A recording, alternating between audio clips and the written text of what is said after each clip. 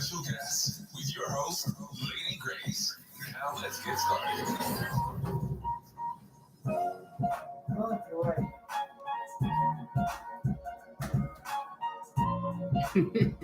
Let's have to show them okay now, because I gotta fix my camera. The camera. Okay.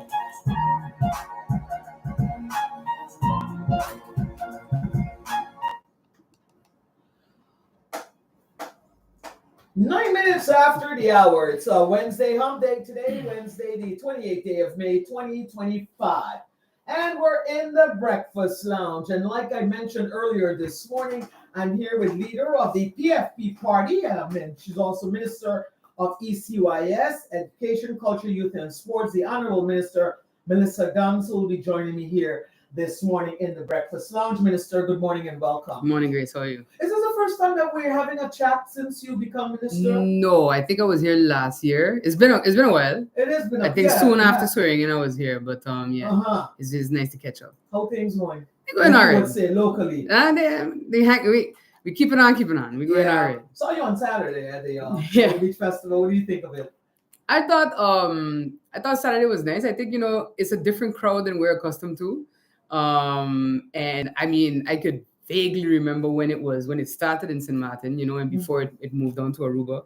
And it has always been a different crowd, a different vibe. But I think if I listen to the occupancy rates of the hotels and such, and if I see all the taxis that were lined up, and basically I'm the driver for these 6 people, I think from that end it can, I think it did well. Mm-hmm. So I saw, there were a lot of people who definitely remember, like Charlie Wilson, Money Long was also good. And I mean, I was happy because you had the Hazel sisters in the booth in the village. You had Bad Boy Sate. So it was almost like a return to Carnival in a way, and then my crab back and my Sate.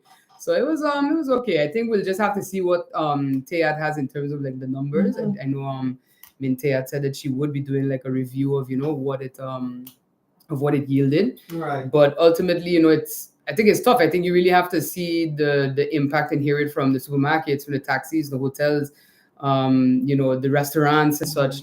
I've been seeing these persons out, So I think from that regard, it was a success. And seeing that it was just after the carnival period also, that when we go into a slump of, basically economy, someone goes on a freeze, on a standstill. In my personal opinion, I think something definitely generate some revenue for the exactly. And this weekend is usually a dead weekend. I mean, it's it's normally, this is a long time ago that I worked for a hotel, but around this weekend you'll be running maybe 50-55% occupancy. Mm-hmm. But I was hearing some reporting 85-90%, which is already a good indicator. If last year you were at 55 and this year you're at 90, the same dates, right? You're doing okay, right? Now, Minister, we see that this morning the paper that the Catholic education is marking its 135th anniversary in St. Martin. What are the plans? Because I see that they're having a anniversary celebration. I believe it's a celebration on June 2nd. Yes, so as a subsidized school board, they can plan their celebrations as they would like. Mm-hmm. So in total, it's 135 years of Catholic education. I think later this next month, St. Dominic High actually celebrates 30 years of existence. Mm-hmm. It's kicked off right before Hurricane Lewis. So that's where we would a container school having class in containers. So 30 years of that, which is a reckoning for me. It kind of dates me and a couple of us, Super Kid and some others as well. But ultimately, it's that's quite a long time to be active in the education sector. All right. Now, Minister of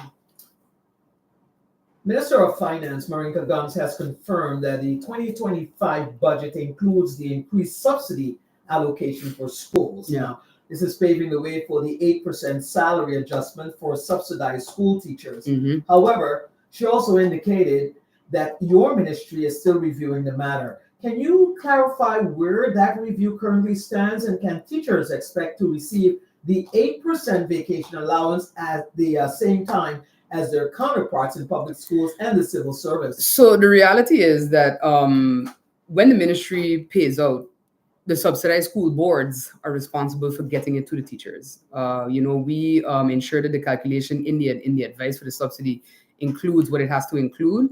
But ultimately, if you are a school board, I give you $1,000, and you have to then make the proper steps to ensure that your teachers receive it on time. So that timing is not actually impacted by the ministry. I'm not paying the teachers of the subsidized schools directly. I'd be in the ministry. So it is something that has been always a point of contention. Do I think that school boards should definitely ensure that their teachers are receiving the same payouts and increments at the same time as the public school teachers? Yes, but ultimately it is out of my hands. Once we pay out that money, the school boards then have to take over and execute the payments as necessary. So this falls in the court of the school boards. Yes, it always has. No minister is responsible for. The only thing that we're responsible for is making sure the subsidy gets to the school boards. Once it does, with the proper increments and the proper calculations, then the school board has to then execute those payments. So what do you think is a hold up then? I would have to ask the school boards, which I have told them. You have to, as a minister, you have to. I don't know what the hold up is on the school board side. For our side, we are reviewing the calculations to ensure that everything is correct. What you've had in the past is quite some kerfuffle and discrepancies when it comes to the calculation of the subsidies. We are now. I'm now dealing with the fallout of that. I have to thank as well the ministry, especially Department of Education, for their hard work in trying to ensure that things are becoming more up to date when it comes to the subsidies that have been issued to school boards over the years.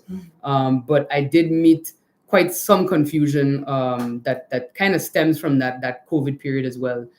Regarding the 12.5% and such, but there will be more clarifying statements coming out in the next week and change to kind of explain what was met, what has to be done, and then what's going to happen moving forward. Now, Minister, with students across the island having recently completed the foundation-based education FE exams, your expectations, what are your expectations for your overall performance this year, and how do the results align with your broader vision for improving educational outcomes in St. Martin? So when it comes to FBE, I'm actually awaiting the results of the foundation-based education review. That has been happening alongside students getting ready to take the exam this year. And that review is a comprehensive one. It is a review of teaching styles. It's a review of the curriculum. It's a review of the exam itself. Is it fit for purpose, as we continue to move forward into a new modern age of education? That review, the data collection for that has been completed. I'm hoping to have that report by the end of the year. And then that report is going to form the basis for adjustments and adaptations to foundation-based education moving forward. So the results of this year, we all are awaiting them anxiously, but it may be that next year or the year after something changes in how we approach FBE in general. I went to, there were quite a few town halls held by the Climb Foundation who are conducting the review.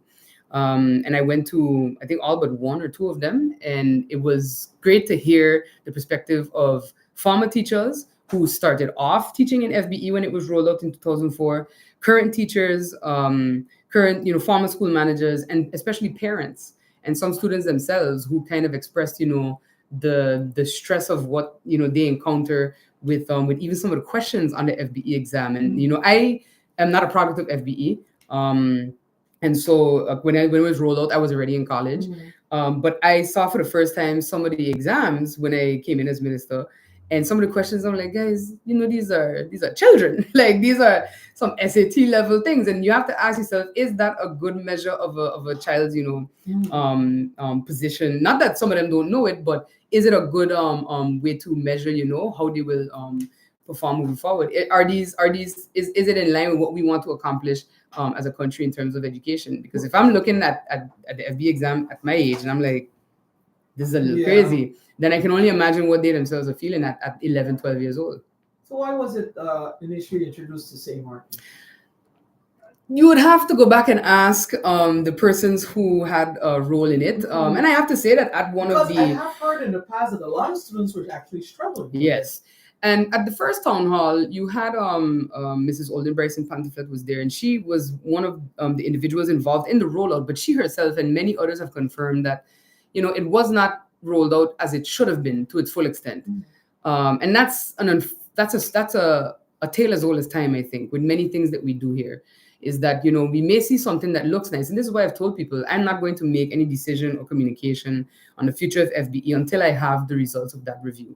Because you have to make decisions based on data and facts and a logical way forward. Because if you see something that looks nice, it can, but will it work? Can you afford to roll it out as it should have been rolled out? Because remember, it was supposed to come with teachers' assistants and at least 2 per class and all type of stuff. Did we have the money back then to do that? Do we have the money now to do that? And all of these are questions that we have to ask ourselves and answer. And sometimes the answer may be we don't. And we have to be comfortable with it being a no as well, and then finding a different path forward. What would you think would be a better path forward?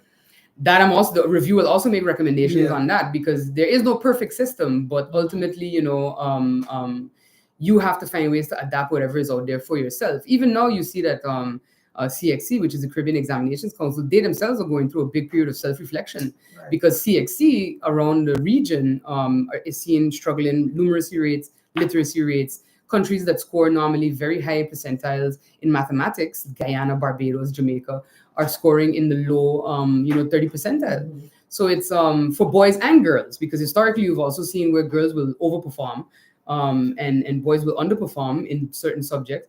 But even though you're seeing that gender parity exists on the low scoring scale. So I think it's from when I was in Parliament, I participated in a webinar where they talked about a need for a revamp of Caribbean education. So it's not just us that are struggling with these questions.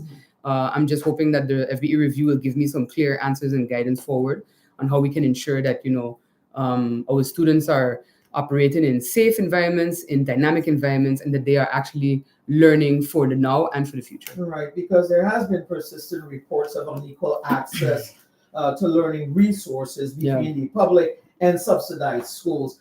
How is your ministry addressing this imbalance, though? In the needs for subsidized versus public? Yeah. Public versus subsidized schools. So, it's never comfortable to say that subsidized schools are subsidized for a reason. They're actually able to find funding elsewhere. The public schools are restricted from being able to do that. And I think that this is something that I've told all the school boards as well in my meetings with them, that I hope to see some fund generation initiatives coming from them. Many have already been working with outside funding agencies for specific projects and such. And so that is a possibility, for them. The reality is that public education is fully publicly funded. Subsidized education nowhere in the world is ever going to be fully publicly funded. And that's, I think, an uncomfortable reality that we need to hear. But, I love to tell the truth, however uncomfortable it may be. And while I definitely understand that, there's been a sort of culture and a sort of thought process that has been developed around education, the reality is that they have the opportunity to find funding at different avenues, whereas the public schools do not, because they are supposed to be fully publicly funded. Let's talk a little bit while we're talking about public schools, subsidized schools. Let's talk about students with learning disabilities, these special foundations that are out there. How much subsidies do you keep a check on how much subsidy these institutions are actually receiving? So if they are receiving, they do have to comply with the subsidy ordinance. In fact, that's one of the reviews that is happening right now internally to ensure that, monies that have been distributed as a subsidy are being properly utilized, properly executed, and that they're being properly reported on. And that, again, is part of how the law itself tells me that I have to review that. And if persons and entities and organizations are not complying, then it may well be that your subsidy has to be paused. Your subsidy may have to be pulled. But I think it's important to say that, that's public money. That's your money. That's his money. It's the regular person outside on the street. That's their money. So you have to be a bit more careful and I think choosy on how it's spent. And you need to see results for whatever is actually invested. So that's a review that's happening now. You do have a lot of entities in the community that are doing great work with addressing the challenges that we have with children with exceptionalities. And then, of course, we have our public school, which is Prince William Alexander, which is also specifically intended for children with exceptionalities.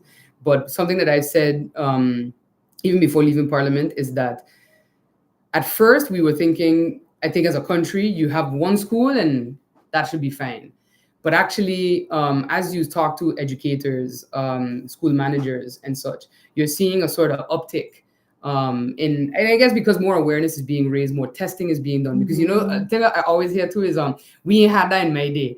This ADHD thing wasn't there in my day. But then when I look at my parents' generation, I can see, I'm like, oh, so it was there. It was just undiagnosed and untreated. And I think that's also important to recognize that you're not seeing an uptick because of whatever weirdness people want to blame it on these days, vaccines or whatever, but you're seeing it because there's more testing being done, there's more awareness being raised of the fact that you have these exceptionalities that kind of exist. And now it's for us to see how all education can become accessible. A great experience I had when I was on my school tour is at one school, we were in a class where all the kids were learning math, which, but they were having fun, which already is a great step because math and I were not friends. But then there was a student as well sitting in a corner behind like some drapery and such. And I was like, oh, is he on punishment? And the teacher said, no, that's the Zen corner. Sometimes he gets a little overwhelmed, he's having a bad morning. So you can go there. And that's a very simple way to address someone who is having a real sensory reaction to too much going on at the same time, which is something that can be for someone who's on the autism spectrum or on the ADHD spectrum. So I think having those creative solutions to those challenges is also on the part of just awareness for educators and awareness for schools. All right. Do you have an exact count as to how many teachers we have out there that are actually working with kids with learning disabilities? In terms of, I think every teacher is actually working with kids. Do they have the tools necessary to do that effectively? Some do, some do not. So again, part of the review is going to also come with teacher trainings, assessments, first of all, to see where teachers are at. But ultimately, I think as you see, whether you're mildly on the spectrum or severely on the spectrum, you're going to have training for educators at all levels to be able to address children with exceptionalities. Do we have a shortage of teachers on the island? Everywhere in the world has a shortage of teachers. How do you intend to fix this now? I would like to, teaching is not a profession that I think persons really want to go into these days. But then you have those who really love it. You have those who really love it. And I think what you're seeing is there's an imbalance in those who really love it and those who are there because it's a guaranteed paycheck. Even I was asking, do you want to be a teacher? Because you'll always have a job. But if you don't feel that, I see teaching as something like seminary, even like being a nun, like it's a calling, and if you don't have that calling in you, you're going to be doing yourself and students a great disservice. But at the same time, you also want to ensure that teachers are being rewarded for what they are putting in, the effort that they are putting in. And I think that that's where we have to become maybe a little more creative to do with the limited resources that we have, whatever we can to show our appreciation for those educators, in particular those who go above and beyond. You have with teacher shortage comes overcrowding in the classrooms. Not really. I think what we've seen is that most of our they have quite a few classrooms that are quite small across public and subsidized schools, and it's not so much about the overcrowding in classrooms. What you're seeing is a challenge of, like we mentioned earlier, children with an exceptionality. Even if you have a class of 12, if you have 3 children that are struggling with behavioral issues, for example, it already feels like you have 25 children in a class. So I think that's sort of the balance and the reality that we have to address and see how we can mitigate that. All right. The installation of cameras on the buses, how was that project? Well, we're still in the pilot phase, but it is working. Okay. So who's monitoring? The monitoring is the Department of Education has access to the monitoring of it, and we're now seeing, how is it collecting data? Are there glitches that we can identify? Are there moments where maybe it goes off? You also have to be aware of that. You can also see it has been tampered with and so forth. So it's going well. And I do think that that's going to help with, if not stopping entirely what is occurring on the buses, at least it will help us identify exactly what happened. Because right now, a lot of times it turns into a he say, she say, they say situation, and you don't ever want that. You want clarity so that the students as well as bus drivers are protected in that instance. And the students are fully aware, though, that buses are yes, equipped with cameras now. Yes, exactly. That's good. Yeah. Because we haven't heard of any school fight. So no bus fights then. Yeah.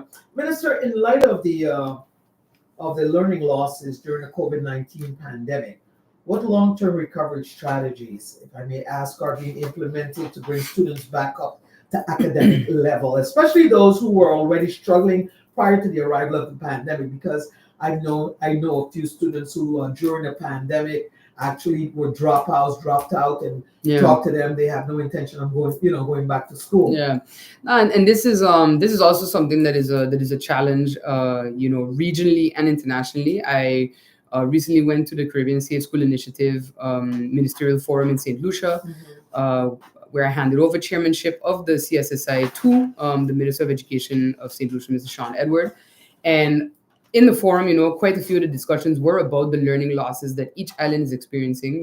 These declining literacy and numeracy rates are post-COVID tracked. So you can already see the impact of what that period had on us. And something that popped up quite often was the discussion of the mental health of students. I also had some conversations with persons from the US, from the Netherlands, who are teachers or who are in education or attached to education in some way. And they're saying, like one of them, their daughter, has such great social anxiety now that she had to go back to school post-COVID, and she hasn't been able to catch herself. So now she's homeschooled. And I think that it's children's mental health is something that we're now starting to discuss in depth. I saw that the Minister of VSA mentioned it, but there's also a lot that has already been done and is being worked on by the Ministry of ECYS via the Division of Student Support Services, so SSSD, in collaboration with the Department of Youth, of course. Where you see that there's an attempt to bring awareness to that. You have, for example, an attempt to kind of improve the relationships between parents and their children, because that also contributes to students, their mental health, their conduct in school. How is it at home? Are their parents able to talk to them? Are they able to talk to their parents and express themselves? So you have things like the Positive Parenting Support Program, which I think has the last of a public session coming up next week.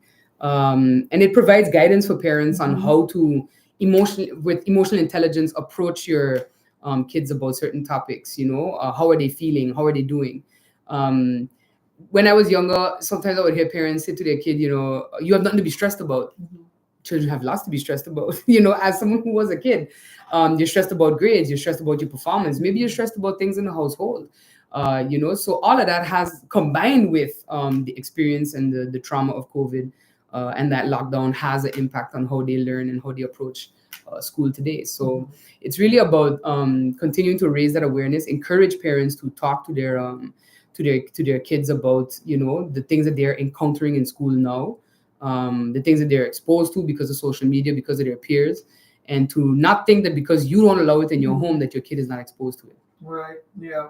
We see what's happening in the U.S. right now, where President of the United States, Donald Trump, is actually it's not considered a debate, but actually, let me put it this way: our students that are studying, attending universities in Florida and other parts of the U.S., will they, in any way, be affected by any U.S. and visa issues that are currently ongoing in the United States? Yes, it's funny you asked me that, because I'm actually after this on my way to record a message with DCOM to actually send out so that. Not that, just to make persons aware of what has happened, because I saw the notice yesterday that indeed the embassies have received an instruction from the Secretary of State that they are to pause visa appointments. So I haven't gotten any direct notification yet that students have been told that their visa appointment is canceled or so. But yeah, it can very much impact you. These are not, they're not targeting specific countries. They're just saying all international students, which we are at the end of the day. So I've been cautioning students since the Florida Board of Governors decision that we learned about in April, that was taken in March, which canceled the Latin American Caribbean Scholarship agreement for Latin American Caribbean students, which, as you know, takes away that in-state tuition visa, the waiver possibility. And we're now mitigating that fallout. So the ministry is providing out of state tuition allowance for those students. But now this is something that is entirely out of my control, entirely out of a government's control. It's not something that we can change or even challenge, really. I mean, we can see what steps are being taken by the courts. As you see, the court has kind of temporarily blocked the order given to Harvard to stop allowing international students in. So that's really something that is going to be fought at a bigger scale that we don't have a ticket to. What I have been doing over the last couple months is cautioning students to be aware, pay attention, parents as well, because this, to me, since the first Florida Board of Governors decision came down, was just the next step, to be honest. So I would like to say that I'm surprised by what was communicated yesterday, but I'm not. And it's really for us to just kind of monitor it, and for parents and students to have some conversations about, what will their academic future be now moving forward. Do you still want to continue on to the US? Would you prefer to maybe reconsider the Netherlands or somewhere else in the region? And that is for them to decide. That's not really in my hands or the ministry's hands. We can give guidance and advice where necessary. So study finance and SSSD and the high school guidance counselors and such. But ultimately, this is their immigration and their decision. Yeah, but in a situation like this, I mean, they're going to be not concerned. Parents, as a matter of fact, will be concerned whether they should be sending them off to go to college. That is ultimately their decision. Personally, I can have my feelings. I know what it is like. I'll give you a perfect example. When parents are approaching this conversation with their children, think about the well-being of a student, because it doesn't stop when you leave high school. You have to make sure that mentally you are okay as a student to be able to deal with the rigors of collegiate life, with academics. I went to St. Thomas University in Miami. I arrived in Miami and school started for me 2 weeks prior to 9/11. After 9/11, there was a lot of things up in the air, particularly for students who come from a Southeast Asian and Middle Eastern background, as you can imagine. And they themselves, I saw how my classmates were stressed with every new news report, with every new thing that was coming out there about we might do this, we might do that. There might be this for these students who come from these particular countries. You have to, as a student and a parent, decide, is this stress that you want to take on? I cannot say yes or no. I cannot say go or stay. This is ultimately a personal decision that has to be taken by parents in collaboration and communication with their kids, because I can't imagine what it would be like. I wasn't stressed back then. I wasn't one of those countries that was being targeted. I didn't come from one of those countries. But now you have a scenario where it's every country. It's not that, we're focusing on a specific geographic region to block them from coming in. It's across the board. Right. You had the story a month ago or so of the German tourists who were sent back. They were not allowed entry into mainland USA because of whatever, and that's an EU passport. So I'm just trying to, it's not to fearmonger or whatever. It is literally to say, hey, have that conversation amongst yourselves as a family and decide if this is still what you want to do. I'm waiting to see if they're going to uphold this decision to stop visa appointments, or if it's going to continue. But ultimately, all I can do is watch. But I do urge everyone to stay up to date with the news, stay up to date with what is happening. I've already told our Florida-based students when I had an online session with them to be mindful of what you say and do on social media, to be mindful of what is happening, the decisions that are being made, not just that impact Florida, because, the Florida Board of Governors decision is something that impacts our students based in Tallahassee. Right. This is something that impacts our students based everywhere, whether in New York or, Rhode Island or wherever. This is something that you have to pay attention to. So, well, how many students are we actually talking about? I have to get the count. It's been so Florida focused that I can't recall exactly how many we have based elsewhere. We also have a lot of students that, for example, attend Monroe and it's hybrid. Some are online here on the island and some are actually away in the US. So I can get that full count because I can't recall it right now off the top of my head. All right. Minister, how is technology being integrated into the classrooms, especially for students who may not have consistent access to digital tools at home? So you have some schools that have smart boards, that have devices. And, I think something that I also want to clarify, and I've had this discussion with Dr. Pierre and also with Dr. Neil from the St. Kitts Robotics Association is how we are going to go forward with deploying STEAM learning in our schools. So science, technology, engineering, art, and mathematics. and it's a methodology. I think persons think that if you put a device in a classroom or in a kid's hand, that's STEAM or STEM, but it's not. It's STEAM and STEM is about how do I teach the basics, English, mathematics, etc., while incorporating technology and new approaches, robotics even into teaching kids general subjects like painting and everything like that. So it's really just how do we get our educators on board with the methodology that is STEAM, and how do we roll it out? I attended the Science Week that was held by the St. Martin Science Fair Foundation. And that was an amazing time because you really saw the creativity and the knowledge base that we already have with our students. You had some students from Learning Unlimited who did how do you up the ante when it comes to training for football, for example, and using like motion sensors. They use the AI program to identify muscle density, how quickly does the right arm react versus the left, or the left leg versus the right, and all that. And so that alone was interesting to see that our kids are already thinking along those lines. And that essentially is STEAM. It's how do you address problems, societal problems and issues using technology. So that is something that we are working on via the Division of Education Innovation. How can we better incorporate the methodology itself into the schools, not just devices, and how can we also improve access to devices? Okay. So that's something that is, but the device is not the be all end all, is what I'm basically trying to say. All right. Let's switch it over here for a minute to sports and the repairs and upgrading of sporting facilities around the island. How is that going along? I'm supposed to receive a comprehensive update about that next week. There is a few meetings with the NRPB and the World Bank to discuss how that project is going. Mm-hmm. I won't say that I don't have my concerns. I do, but these are things that I'm definitely going to address with all parties involved when we have those sessions.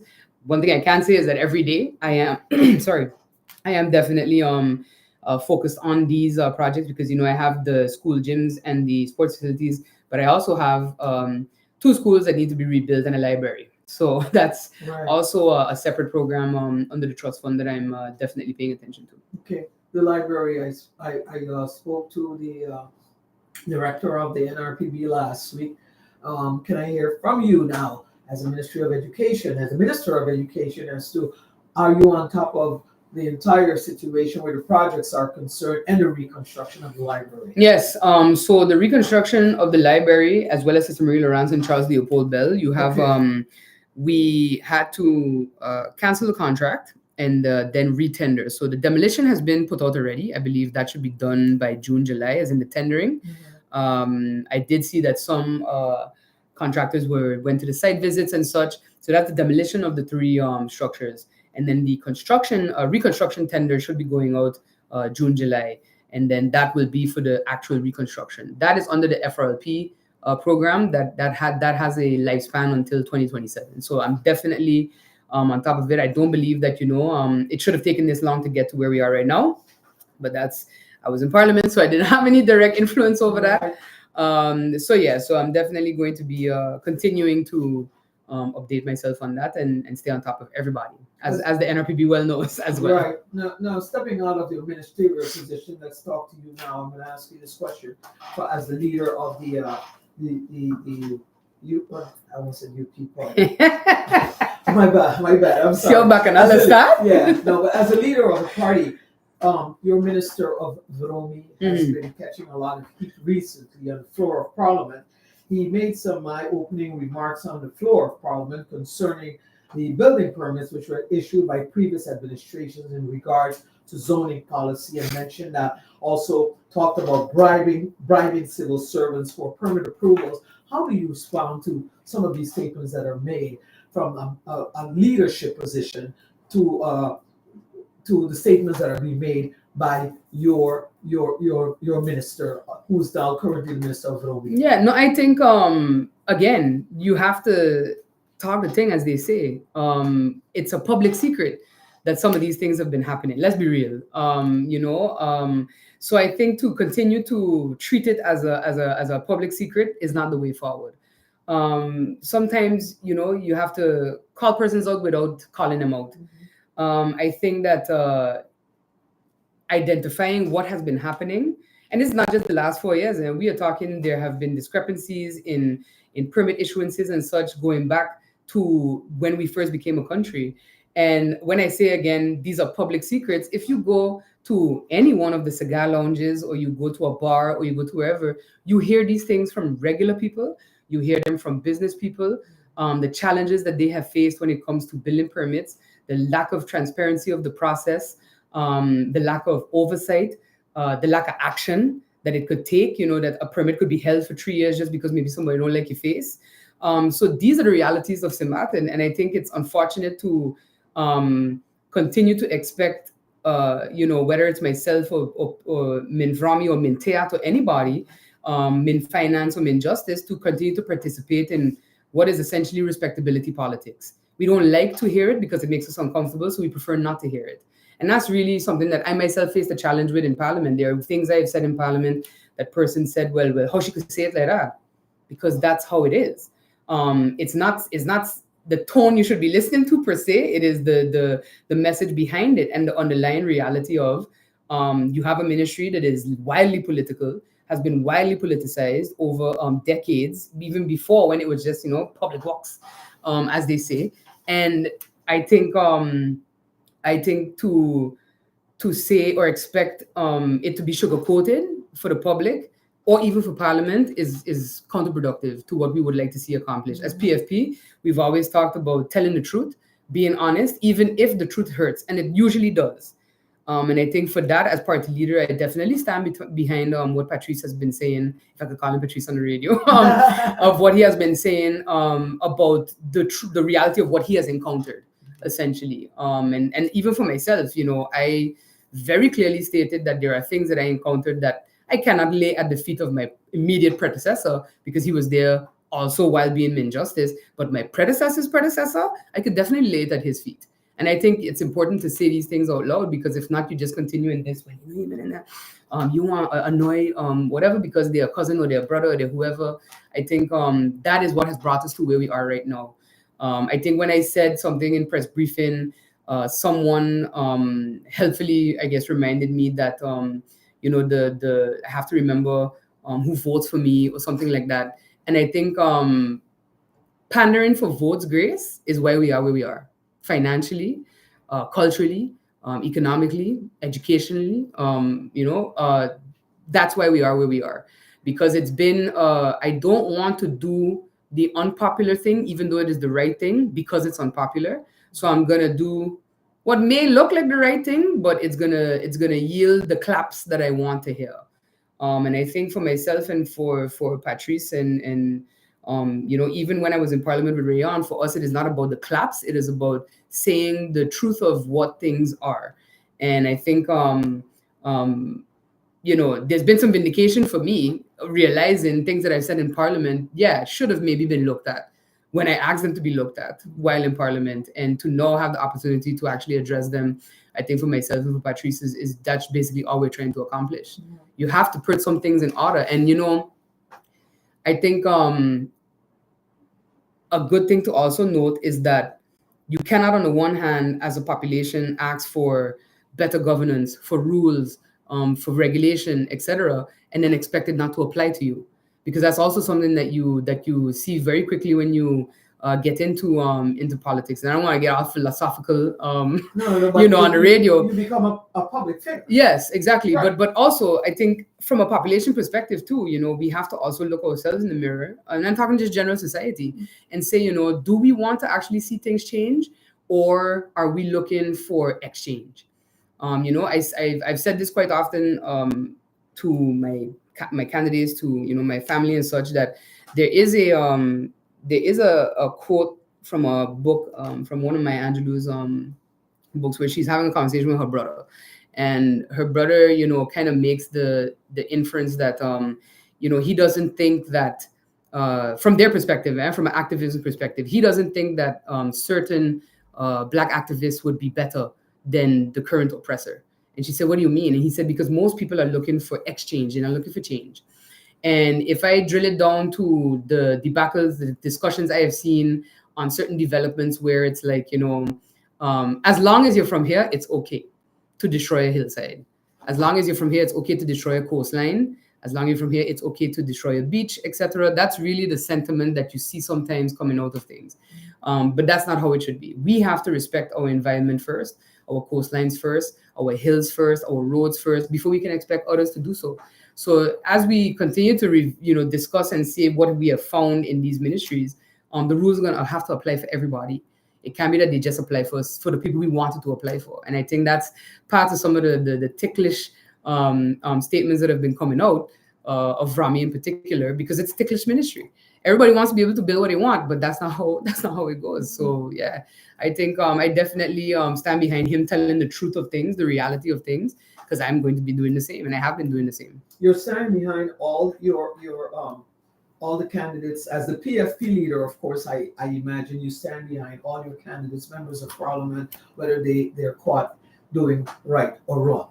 Is that correct? You have to stand behind them and while also holding them accountable. Okay. I think there's a difference. Yeah. Right. A situation that occurred a few months ago with MP Peterson. Mm-hmm. How did you address this? How did you deal with that when that blew up on social media and in the papers, of course? Yeah, so MP Peterson addressed that himself, and then I believe from the standpoint of you as the leader of the party now. No, as the leader of the party, I have to see how things unfold. I believe the authorities are now involved. I'm not going to comment on things that are ongoing, and we have to see how that develops first. But I spoke to him immediately after it happened. The reality is that, you get to suck a punch, you're going to defend yourself. And that is essentially what went down. And now it's just to let whatever process has to happen. Okay. Yeah. And you leave it at that. I leave it at that. Okay, so I'll have to get the MP in here to clarify. You can, yeah. Like I said, it's under investigation. So, yeah, so yeah. I'm not, and especially sitting as a minister next to the Minister of Justice, I don't want to, exactly. Put myself in the shoes of KPSM or anybody. Absolutely. Now, your position, Minister, of a referendum for St. Martin, mm-hmm. what is your take on it? In Parliament, I was the one that said, let's do a consultative referendum. Mm-hmm. And while I was in Parliament, we had that discussion. Do we want to do a consultative referendum? I said, sure, because I do believe you have to consult with the people before you make any decision, moving forward, especially a constitutional one. So we had what is called the Petit Comité in Parliament. It was myself, former MP Duncan, former MP Ramu, and now Minister Heilige Martin. Each of us had a role that we had to execute. Mine was, figure out the legal basis, the process, etc. A referendum, consultative or otherwise, is an act of Parliament, basically. So Parliament has to do that work. In the Petit Comité, I believe MP Ramu was responsible for the communication plan. How would you communicate to the public that this thing is coming? How would you prepare them about the options, and how would you map out, what are the options? And just generally, radio blasts, newspaper blasts, town halls, etc., to lead up to the referendum. So that was her role. MP Duncan was the chairperson of the committee, so she was basically ensuring that we were all executing. And at the time, MP Heilige Martin, I think, was responsible for a timeline, the drafting of the legislation that would enact the referendum, and then of course we had elections, and now here we are. So that is essentially Parliament's role, and that is what I said in the meeting where we were facing a motion, I think, by MP Irion about bringing a referendum. We're starting to prepare for a referendum, but that preparation for a referendum is not government's job; it's Parliament's job.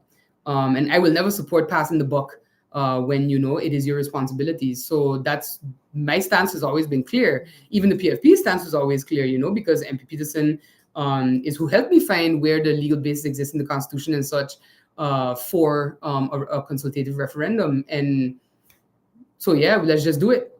Okay. I've always said that we should do it. In fact, for me, I even stated that for that consultative referendum and any referendum, we should include in who can vote in that referendum, anybody over the age of 16 and permanent residents. Okay. And precedents exist for that in Sabre, because for their referendum, that is what they had, that is what they did.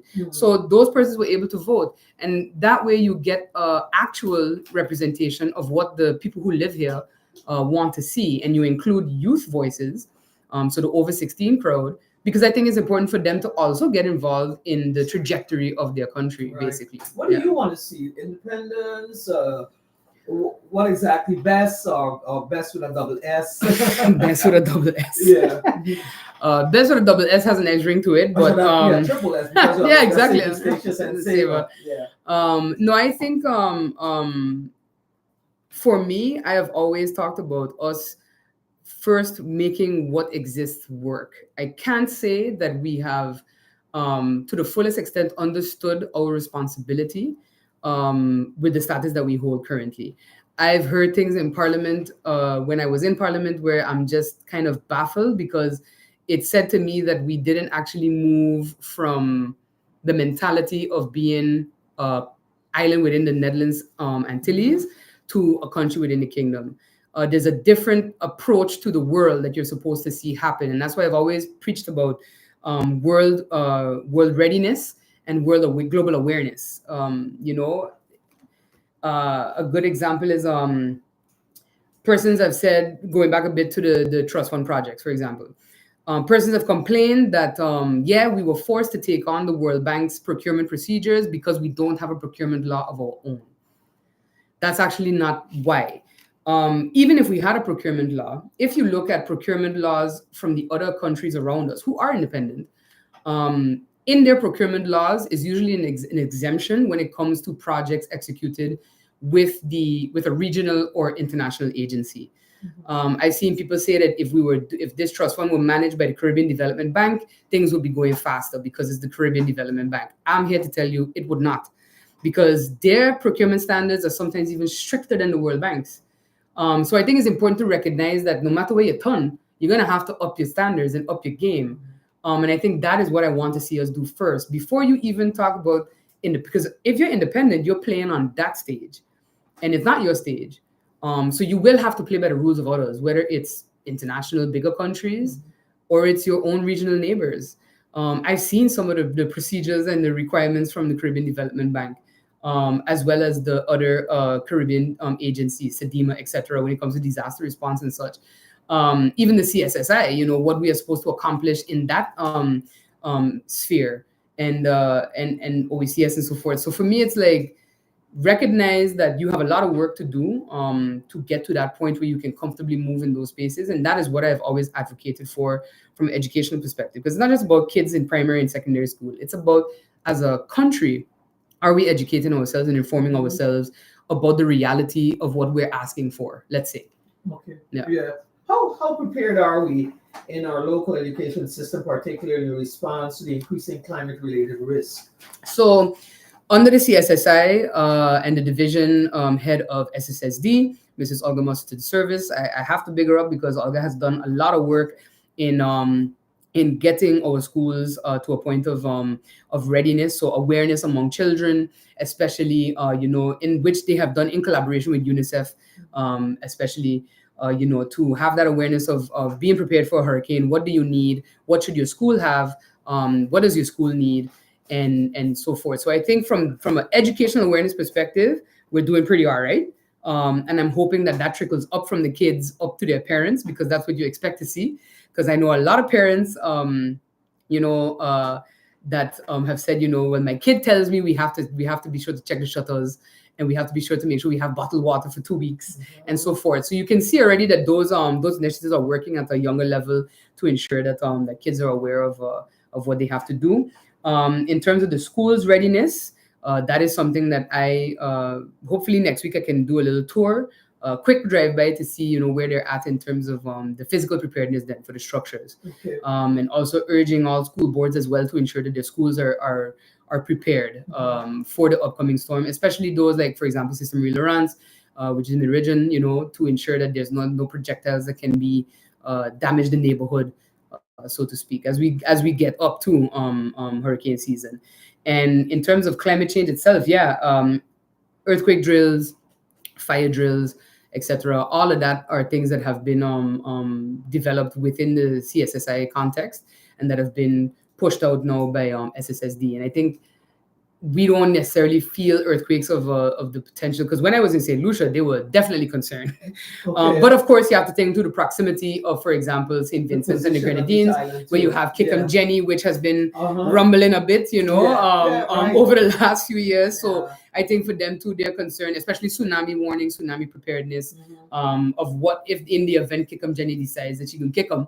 Mhm. You know, how do we mitigate the fallout from that? So that's, for them, it's definitely a deep concern, but we have the same protocol concerns here. And the rise of ocean levels too. I mean, Yeah. the waters are rising over over a certain decade. That was something that was also discussed Yes. together in meetings. My biggest concern is rainfall. I think last November was Yeah. definitely triggering, I think, for a lot of people, especially those of us who were here for the cloudburst in 2005. I think that was. No, I wasn't here. Was that I heard of- 2005? It's so long. Yeah, I mean, it was a while ago. I'm Yeah. trying to remember when exactly, but that, I think, that to me is something that we definitely have to address. And I know that Minvrami has spoken as well about finally, you know, addressing drainage. It won't be that you can address it in every area all at once, because that is an expensive undertaking. But I know it has his attention and his concern that how do we comprehensively and effectively manage drainage? You know, will it mean that maybe to fix the drainage, the road got to go with a pothole or two extra for a little while longer? Yes.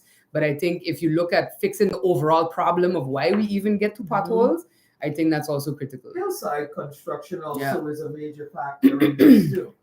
You'd be surprised how many people think it's not. I've actually been told, well, how do we, what was somebody said to me from once, people's homes tumbling down how do we know that hillside construction is what impacts soil erosion? And I'm just like, what? Like, you know, ask that question? yeah, I've been asked that question, yeah. Wow. Yeah, and I just kind of, well, I think we can see that it does. Figure it out Eventually. Yeah. Yeah. Because when the water comes down, some of the trees are actually Yes. there to prevent the water from coming No, down. exactly. And when you chop down the trees, the water's coming down full blast. Precisely. And she's taking everything Yeah. with her, right? Yeah, exactly. Yeah.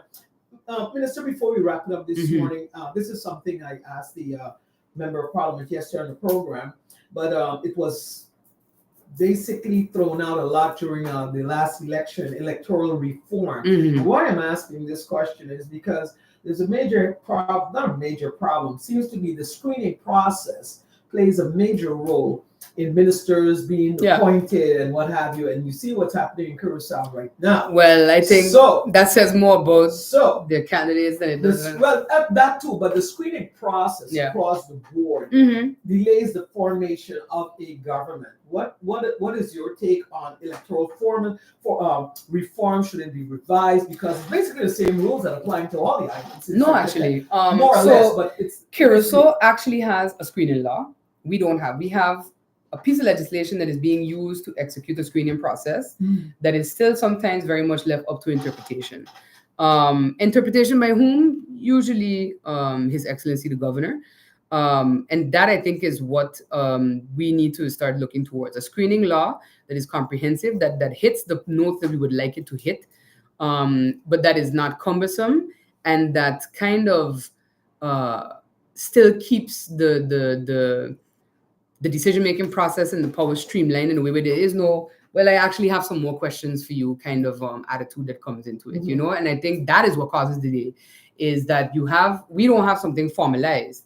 Curacao does, and now they are seeing that put into effect and being tested, which I think is fine. That's how the law is supposed to work. So it really will challenge parties to find candidates that can meet the requirements of whatever screening law is implemented. And again, you don't want something that is crazy far-reaching, because you cannot micromanage, nor can you legislate character. At the end of the day, people gonna people. And I think that even if you are good now, 4 years from now, if you find that there are things that have been executed or done that are a result of your character, and you can't pass a screening, then that's a question that you need to ask. You look yourself in the mirror to ask. So I know that a lot of the discussion has been about whether do we get a screening law? What would the screening law look like? I know MP Peterson has been vocal about that in the past as well. And so that is something that has to be looked at. Persons have also brought up the Constitution. Some don't want Article 59, some do. Some don't want Article 33, some do. I personally believe that they both have to remain because you do need a check and a balance. There has to be an opportunity where Parliament can say this minister is acting crazy for valid reasons and they gotta go. And there has to be an ability as well that, you recognize that you have a Parliament that is moving very rogue, and that then you say, no, we're going to dissolve and go to elections. At the same time, a big part of it is, of course, ship jumping. And I think that, current Minister Heilige Martin had she actually spearheaded a discussion in Faction Leaders last term, where she said that we need to address independent members of Parliament. We need to address that phenomenon and we need to find a way to regulate it. So we started that discussion because she recognized that, our Parliament, 2020 to 2024, at one point in time was 10 factions, and you then have to see how can you maybe so restrict an independent member of Parliament in the way that it has been done in the Netherlands and in other countries as well.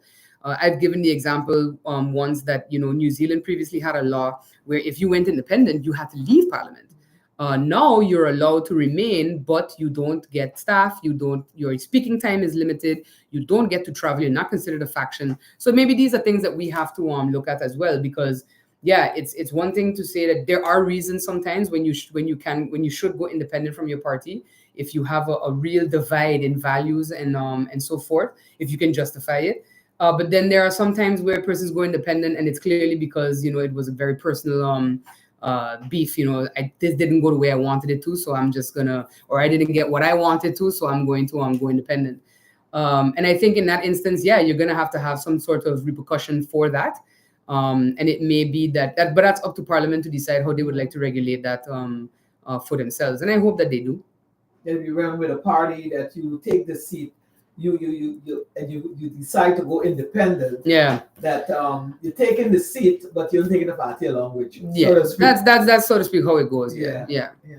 Minister of ECYS, Honorable Minister Melissa Gomes, thank you so much for coming in. Thank you for having me. Anything you'd like to share with the radio listeners? No, we have June 13th, we have Flag Day coming up. It will be over the hill this time in the Cold Bay area. Participating schools, I think, is the Adventists, Lena O'Connor and Sister Regina. And then, of course, in July, we have Emancipation Day. And there are quite some school leaving ceremonies that are happening for the primary schools. So congratulating all of those who are moving on to high school and such. So and just to monitor again for those students who are maybe considering the US as an option, monitor what is happening, watch the news with your parents, have those conversations, and we just have to see. There's what did they say when elephants dance, the grass gets crushed. Patrice knows it better than me, but that's essentially what we're seeing happen.